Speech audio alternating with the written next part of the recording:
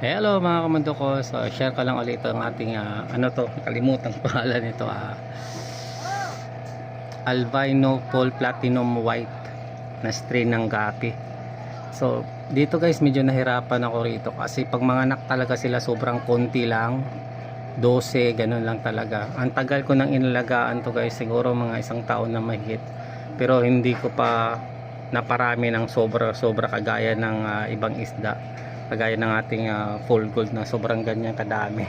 Pero sila hanggang ganyan lang talaga, pero hinayaan ko lang sila kasi natutuwa naman ako sa kanila.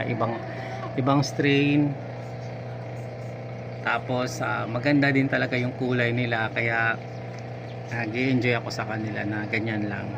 So dito naman sa ating farm, hindi tayo nagbibenta talaga, parang nag-focus lang tayo sa pag-aalaga lang kasi nag-enjoy ako sa pag marami yung isda ko guys. Nababad trip ako pag hindi manganak, pag hindi dumami, parang nasa-challenge ako. So dito sa ating farm, bihira lang tayo kung may mga tropa pumunta, yun minsan nagsaswap ng isda natin, yan pwede rin. As minsan may bumibili, sa tingin ko pag sobra na, sige, binibenta ko. Pero pag madalas talaga hindi ako nagbibenta kasi nag-enjoy lang talaga ako rito.